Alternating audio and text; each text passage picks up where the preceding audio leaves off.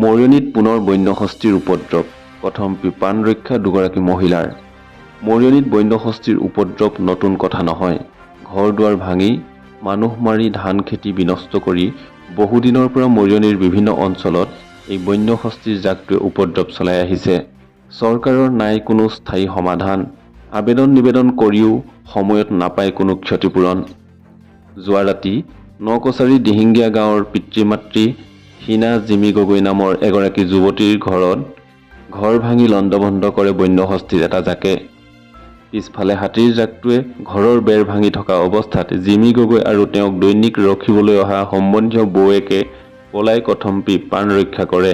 বন বিভাগৰ দায়িত্বত থকা বনকৰ্মীসকলক বাৰে বাৰে স্থানীয় লোকে ফোন কৰা স্বত্বেও কোনো বনকৰ্মী উপস্থিত নহল ঘটনাস্থলীত। ফলত জিমি গগৈ ঘৰৰ ভেৰ ভাঙি ধান চাউল আদি খাই বহু টকাৰ সা-সম্পত্তি ক্ষতি সাধন কৰে। আজি স্থানীয় ৰাইজে ঘাটমাউৰা যুৱতীগৰাকীৰ ঘৰটো মেৰামতি কৰি দিয়াৰ ব্যৱস্থা কৰিছে। যুৱতীগৰাকীয়েও চৰকাৰৰ পৰা সহায় বিচাৰি অনুনয় বিনয় কৰিছে। যোৱা ৰাতি মানে গিবন অভয়াৰণ্যৰ পৰা অহা এজাক বন্যহস্তী আহি মানে পিছ নিশা আমাৰ ঘৰত মানে আহি সোমাই ঘৰৰ বহুতো মানে অনিষ্ট কৰি দিয়ে। এতিয়া গাঁৱৰ ৰাইজে মিলি মোৰ দেউতাও নাই মাও নাই, মই আমাৰ বৰ্তাহঁতৰ নবৌৰ লগত থাকো। এতিয়া মানে গাঁৱৰ ৰাইজে মোক সহায় কৰি দিছে। গাঁৱৰ ৰাইজে লাগি মেলি মানে বেৰ কিবা কিবি দিবলৈ লৈছে আৰু। আপোনাৰ কি নাম? মোৰ নাম জিমি গগৈ। আমাৰ এই ঘৰটো ভাঙিলে, ধান 2 বস্তা আছিলে, চাউলো আছিলে অলপ, চাউল খালে নষ্ট কৰিলে। ৰাতি 3টামান বজাত হ'ব। ফৰেষ্টৰ নাহিলে, খবৰ দিয়া হৈছিলে। চৰকাৰক এটাই অনুৰোধ কৰিম, আমাৰ মানে গাঁওখনে এমাহ মান ধৰি মানে বহুতো হাতীৰ পৰা ভুগি আহিছে, টোপনি ক্ষতি হৈছে চবৰে। ষ্ট্ৰীট লাইটৰ সুবিধা কৰিব লাগে আৰু মোকো কিবা যদি পাৰে অকমান ঘৰটো মেৰামতিৰ ক্ষেত্ৰত অকমান দিলে ভাল হয় আৰু। আমাৰ এই জিমি গগৈৰ ঘৰত বন্যহস্তী আহি ঘৰ দুৱাৰ ভাঙিল আৰু ধান চাউল আদি খাই বহুতো নষ্ট কৰিলে। তাৰপিছত আজি আমি সকলো গাঁৱৰ ৰাইজ লগ লাগি তেওঁৰ মানে ঘৰখিনি মেৰামতিৰ কাম আৰম্ভ কৰিছোঁ।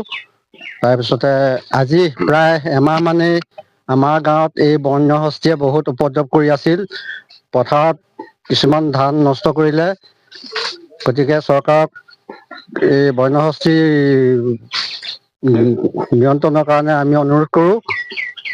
আৰু ঘৰটোত প্ৰায় 1-1.5 লাখ টকাৰ ওপৰত খৰচ হৈছে।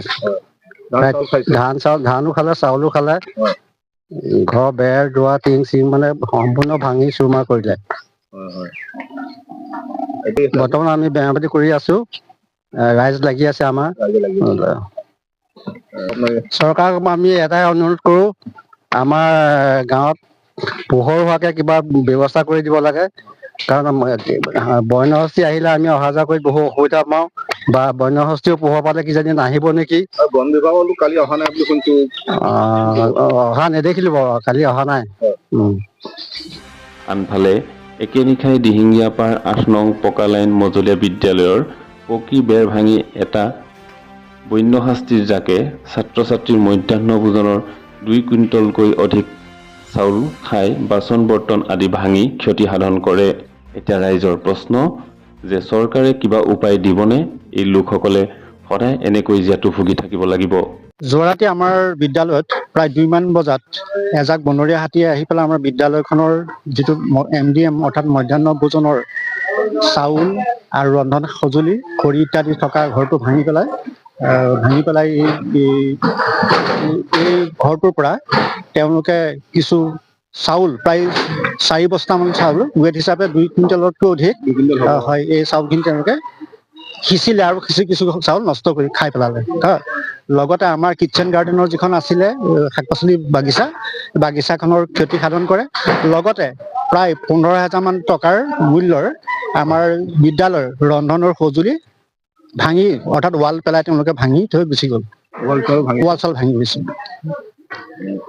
আপোনাৰ প্ৰথম হৈছিল ইয়াত আগতো প্ৰায় 3 বছৰ মানৰ আগত তেনেকে MDMৰ চাউল থোৱা গুদাম ঘৰটো ভাঙি পেলাই তেনেকে চাউল আৰু ঘৰৰ ক্ষতি সাধন কৰিছিল। আৰু এইটো কিন্তু আগত যিটো হৈছিলে সেই ঘৰটো এতিয়া পৰিত্যক্ত অৱস্থাত আছে, ব্যৱহাৰ কৰা নাই ৱাল ভঙাৰ কাৰণে। আকৌ নতুনকৈ আমি যি ঠাইলৈ আনিলো, সেই আনি থোৱা যিটো গুদাম ঘৰ, সেই গুদাম ঘৰটো যোৱা ৰাতি হাতীয়ে ভাঙি নষ্ট কৰে। আৰু এইটো চাউলৰ অনুসন্ধান অৰ্থাৎ খাদ্যৰ অনুসন্ধানত আহি এনেকুৱা আমি কৰিছে যে আমি এখন আমাৰ এখন দিহিঙাপাৰ 8 নং পকা লাইন মজলীয়া বিদ্যালয়। আমাৰ বিদ্যালয়খন মৰিয়নি অঞ্চলৰ অৰ্থাৎ গিবনৰ ওচৰৰে এখন বিদ্যালয়, গতিকে নিশ্চয় বনৰীয়া হাতী অহাটো স্বাভাৱিক। মৰিয়নিৰ পৰা সূৰ্য দাসৰ ৰিপৰ্ট, এনি এক্সপ্ৰেছ।